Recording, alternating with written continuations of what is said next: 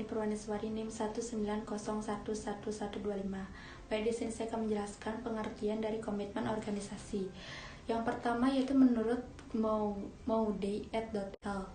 Komitmen organisasi ini didefinisikan sebagai kekuatan identifikasi individu yang berada dalam sebuah organisasi. Yang kedua yaitu menurut Porter et al.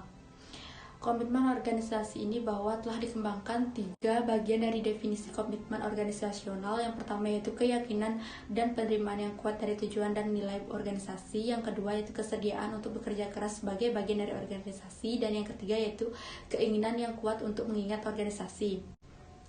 Yang ketiga yaitu menurut Nystrom and Davis.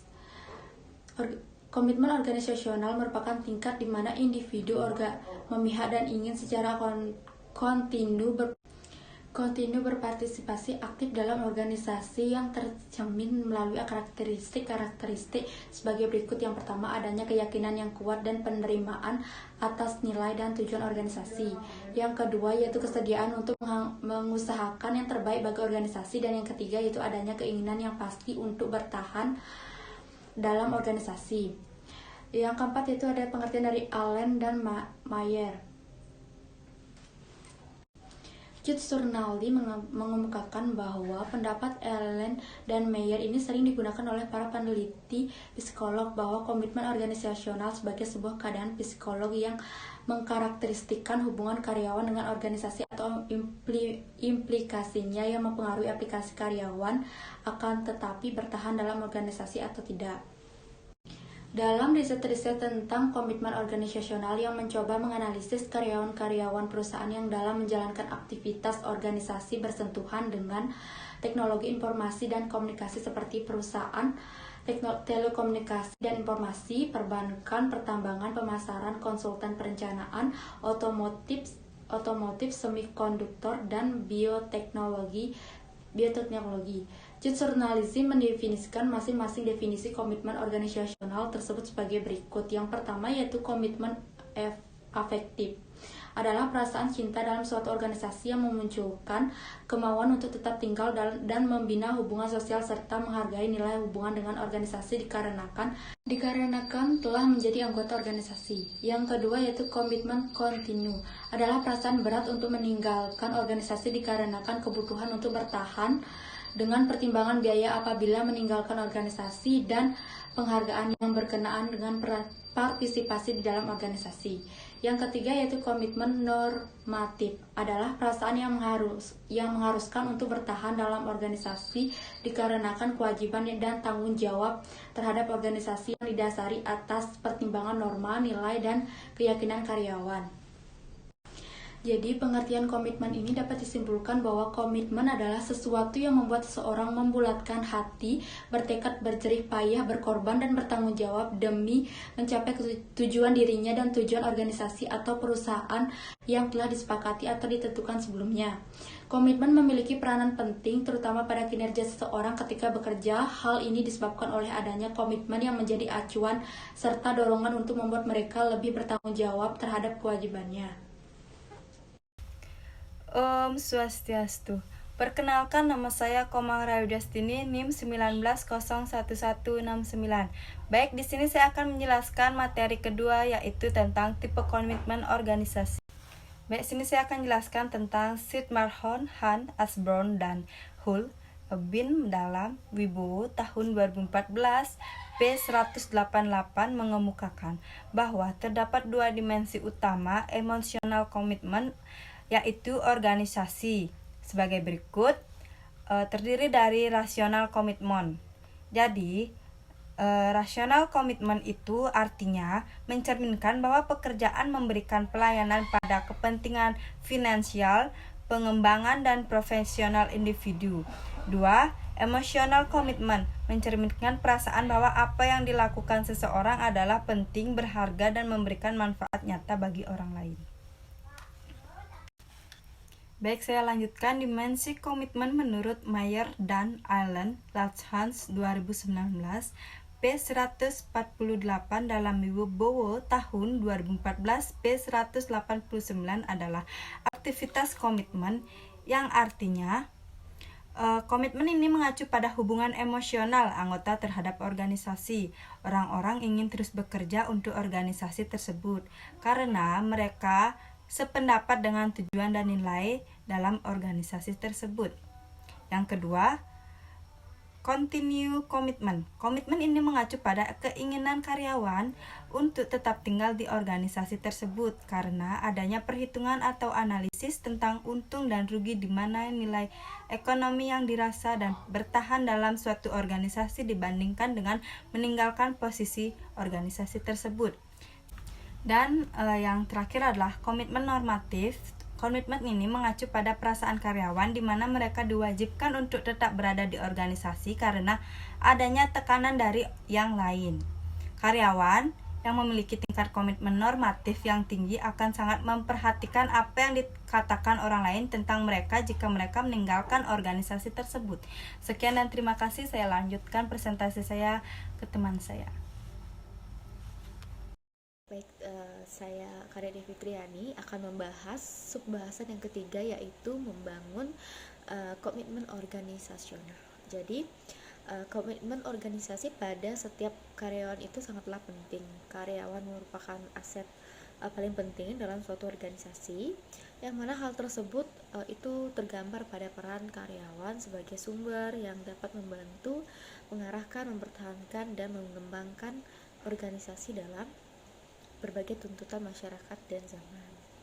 Nah, jadi oleh karena itu sebuah organisasi perlu memperhatikan, menjaga dan mengembangkan karyawan dari segi kepuasan kerjanya, dan organisasi sebaiknya itu membangun efektif komitmen kepada karyawan-karyawannya, di mana ada 5 hal yang dapat meningkatkan efektif komitmen itu, antara lain yang pertama itu ada sampaikan tujuan bersama, yang kedua ada ciptakan suasana harmonis di lingkungan kerja, yang ketiga ada tumbuhkan rasa cinta dan bangga terhadap perusahaan, yang keempat memberikan reward atau atas prestasi yang telah dicapai oleh karyawan, dan yang kelima itu tingkatkan motivasi kerja karyawan.